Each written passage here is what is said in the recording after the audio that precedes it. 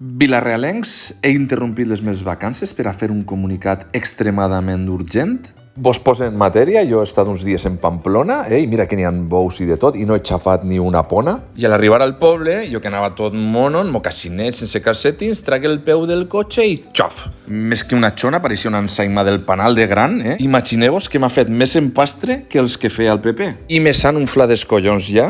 Claro, i ara ves al propietari, i di-li algo, que damunt s'escarota.